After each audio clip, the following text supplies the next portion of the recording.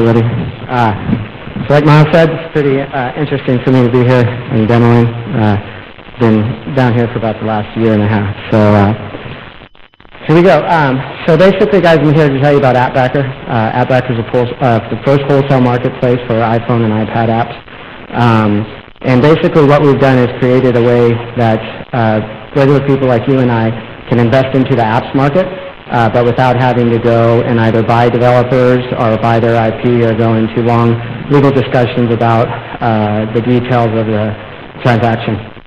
And just like traditional wholesale, Costco and a lot of other people have figured out a way to go buy wholesale units. The retailers are happy, and then Costco makes money on the back end. It's essentially what we do. So I'm going to go ahead and just do a full live demo of what it takes. Really quickly, we're still in a closed beta, so you guys are kind of seeing this the first time unless you have an invite. While I do this, I'm going to talk about a few things. We launched in February at the PayPal X Developers Challenge, and it was a conceptual thing then. We ended up winning it, which was very good for us. About a month later, we entered the S-Phase Cambridge West Seed Fund Challenge, and we ended up winning first place in that as well, which gave us some seed funding. And last month, or a month and a half ago, we were one of the first early-stage companies to ever be named to the Always-On 250, and we're kind of just trucking away now. So basically what it is you come in, and if you own an app, we have two stages. You're either conceptual or you're in the iTunes Store. And if you're in the iTunes Store, you come in and you say, I want to sell an app. And I'm just going to actually go through this here. So you put in your app title. Description, buy, and sell. Oops. Just pick a category, pick business, pick mass market. I'm going to call it a finished app.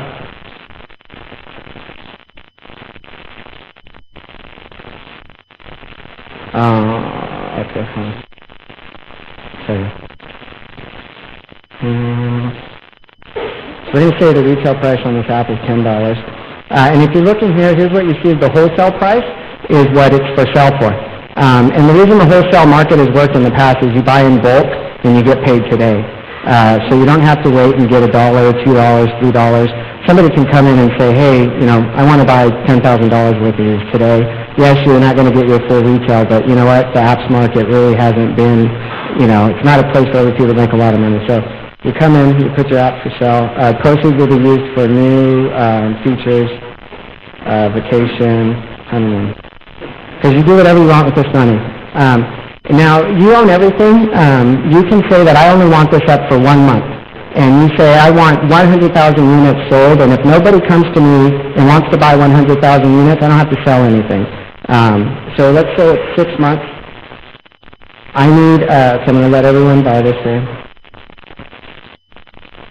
Minimum copies, I can sell 100, that's our threshold, up to 10,000. And if you look here on the minimum buy, that's what they would make today is $354. They would make the bottom piece as they sell through the iTunes Store. And at maximum, they would make $35,000 today, and then another $10,000 as they sell through the normal channel on iTunes. And let's say maximum copies 10,000. And bingo. So now you've placed your app for sale on our marketplace. Now we're going to actually just go over really quickly to what it would be like if you're just purchasing these apps.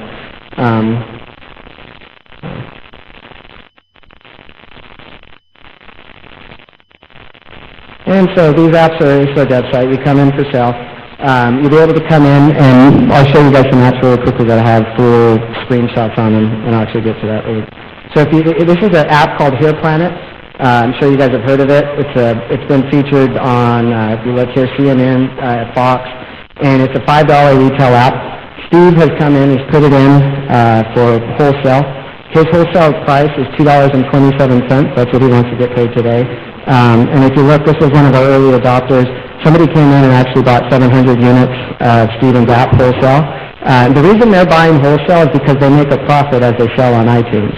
And that's the reason we now feel that somebody who maybe has a large network, a large blog, or somebody that just realizes, hey, if I can make a percentage off this $1 billion app market, I'm going to go in and I'm going to buy these things wholesale, and as they sell, And that's pretty much it, guys. It's very simple.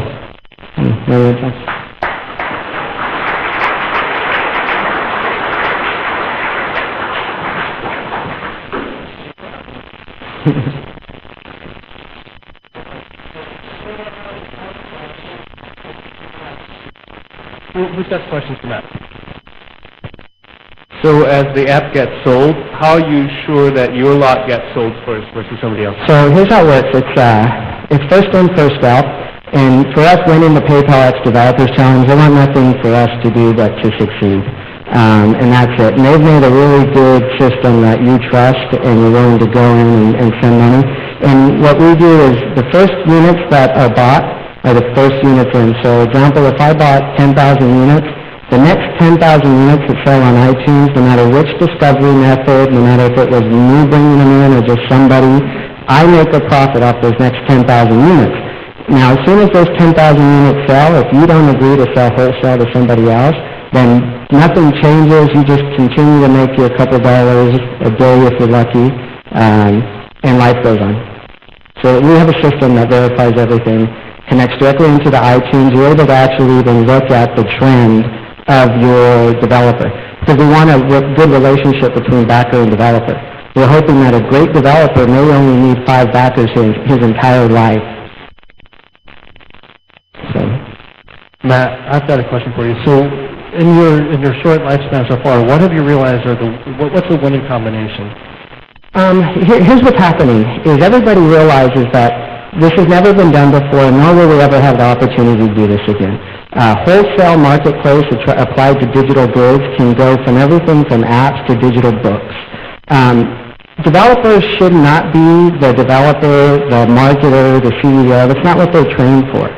So we're hoping over time, once they trust the system, they're all kind of a little leery with it. And they're like, well, how do you get into my account?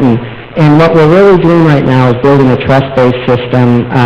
We've got companies like Deloitte looking over our books. We've got some of the best attorneys on the planet. A lot of our money has gone into making sure that this system is fail-proof, and that when you do come and you're a developer and you put your information in here, you feel safe. And that's what we want.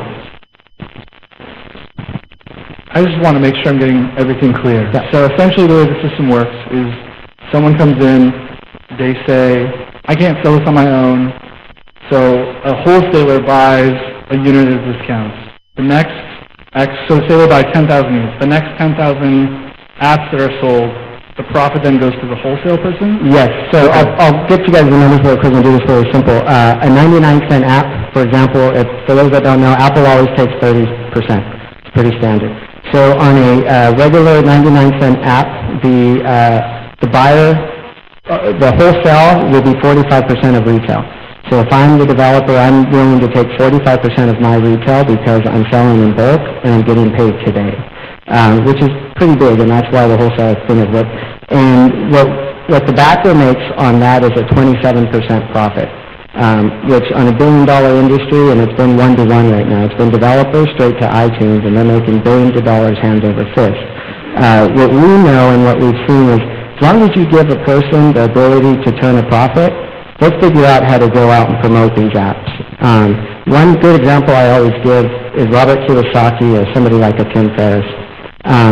If they were to turn an app on and say, I back this and I promote this, they would probably sell X amount of units really quickly. But they're not going to do that because they like you. They're not going to do that because they like your app. They're going to do that because they can make a profit. And if you look even bigger, Walmart, ESPN, REI, everybody wants to get in this retail market. There's a big profit here. But they're not going to go out and buy dev houses. They're not going to go out and do one-off attorney agreements with every developer out there. They've got to figure out how to keep the same model that they're using today, which is buying wholesale and selling retail, and turning a profit. Because if they don't do that, they cannot, the margins don't work in the system. What we've enabled developers to do is look at your business completely differently and now not say, hey, let me develop an app and figure out how I can get it discovered. But why don't I develop an app and target 5 backers and go after them and create a relationship with them because they can help me sell my app and convince them to buy 50,000 units so I can make $20,000 today and have a good life. and not develop for 3 months and hope somehow you find my app out of the 250,000 on iTunes. So these people take over the marketing, and they just make any app sales? Nothing. I mean, what we want is it to be a symbiotic relationship. Anyways, I'm out of time. So we're hiring, just so you guys know. We're looking for a lead CTO, a lead developer. Very small team. We're growing very fast. And I think my time's up. Thank you, guys.